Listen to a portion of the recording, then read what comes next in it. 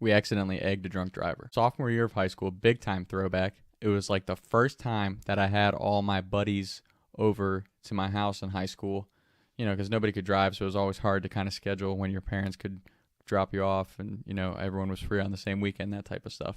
But I have me, my buddy GT, who was like my first friend ever when I moved down to Kentucky, 7'5", Griff, Beef, and my buddy, we'll call him Matt. I live out in the country, but there's a couple little neighborhoods that are like by our house. But the nice part for us is like you cut through a field or the woods to get to them, so no one really knows where you're coming from when you're messing with their neighborhood.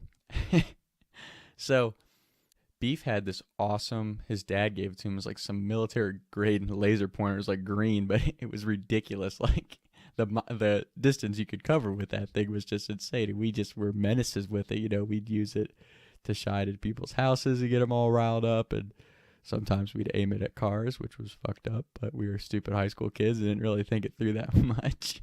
So we're over in this neighborhood by my house, and we're just terrorizing this group of houses because for this neighborhood, we had to walk through this field, cross through this line of pine trees, and then in the middle of this one cul-de-sac, there's like this group of like basically like a little hayfield with a bunch of trees. So we're just sitting down in this brush coverage and just beaming all these houses with this laser pointer. Well, this one guy at one point comes out and he's like, "What the fuck? I know you guys are out there. What the fuck are you doing with that laser pointer? My wife and I are trying to enjoy our evening." One of those guys, right?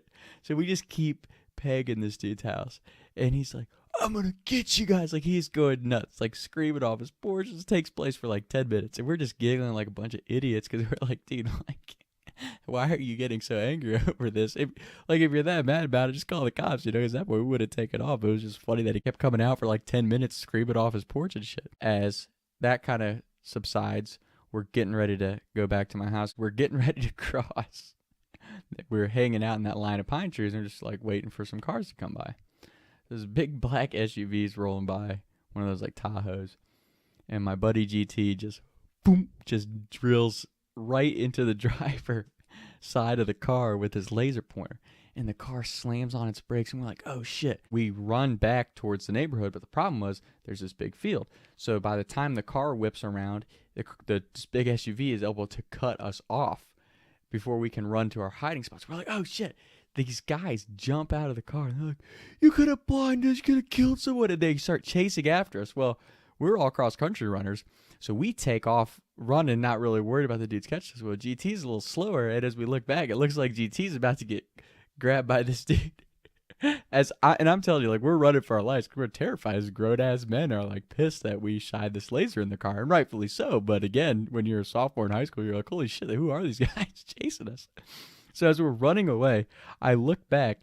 The guy's about to grab GT, and GT just, boom, puts the laser right in the face. The guy falls to the ground, I can't see, and GT takes off.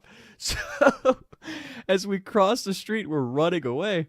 My neighbor next to us, he's like basically like a junkyard of acreage. Like, he's got all kinds of like trucks that he's working on or not working on. It's just like kind of shit laying everywhere, and it's really, in the dark, it's even harder to see. But we ran straight to his property because, again, I know him, and I knew it was a good place for us to hide if these dudes kept chasing us. So we're running, we're running away from these guys, and we all kind of scatter into this field. Like I said, it's a hayfield full of junk. Like, no one's really going to catch us. Well, I tried to slow up for GT, and of course, as soon as GT gets across the street, boom, he ran into the back of like one of the truck beds that was there, like the hitch and everything. And I hear him fall, and he crawls behind it, so he's hiding. So my buddies and I, we all jet back, and I just kind of lost GT in the field after he ran into the back of that truck. So we're waiting for like 2 or 3 minutes back at my house. We're all hiding in the back of my dad's old truck, like the bed of my dad's truck, waiting for GT. We're just kind of like watching, because like there's this big field, and then there's like a telephone pole right at the entrance of the neighborhood, about half a mile back. So we're waiting. We see the Tahoe real slow leave the neighborhood and go. And in our heads, we're like, fuck, did they get GT? Like, did they catch him? We don't know. So we're waiting. And then finally you see this chubby kid pop up in the field, and he's walking with a limp. And he's like, "I'm all right." And we're like, come on, come on. So we get back, run inside. We're like reliving the whole scenario. We're like, holy shit, GT, like, are you okay? He's like, oh yeah, man, I just busted the hell out of my leg. He shows us his legs all bloody from falling. One of my other buddies ran into a rose bush, and we're kind of tore up after having to run away from this dude that we laser pointed. So we end up staying inside for probably another hour or so. You know, the usual, like, my parents came downstairs and said, all right, stay in the rest of the night, like, go to bed or whatever. We're like, yeah, yes, but no. And, you know, and they go to bed, and it's probably like 12:30, 1 in the morning at this point. And GT, well, I think it was me or Griff suggested, like, hey, are we going to go out and mess with that neighborhood one more time, or are we leaving? And GT comes downstairs, and it looks like a chipmunk, and he spits out 2 eggs. He's like, I think I know something that we could do to end the night. And we're like, hell yeah, let's do it. So we run back to the edge of the neighborhood, and my Beef 7'5", Griff, and Matt were like, hey, we're gonna stay back on the other side of the street because we don't really want to get caught like that again. And we're like, yeah, it's fair. So we'll go over there. And our original plan was we were gonna egg the house of the dude that was screaming at us on his front porch, but we were like, we only have 2 eggs. Maybe we can do something more effective. So as we're waiting there, we hear a truck coming. And as we look, GT says, man, that guy's driving really slow. And we were like, shit, like, is it the Tahoe guys again? Like, are they back? Do they know? And at this point, we're hiding in that row of pine trees right by the street. So we're waiting at the edge of this neighborhood. This truck is like swerving all over the road. At one point, this truck goes off the road, comes to a complete stop. And again, I live out in the country, so it's not like there's a lot of traffic or cops or anything like that. But the truck stops, and all these beer cans get thrown out. And we're like, damn, this guy's driving drunk. And GT says, you know, I think it's only fitting that we give him some street justice for driving drunk.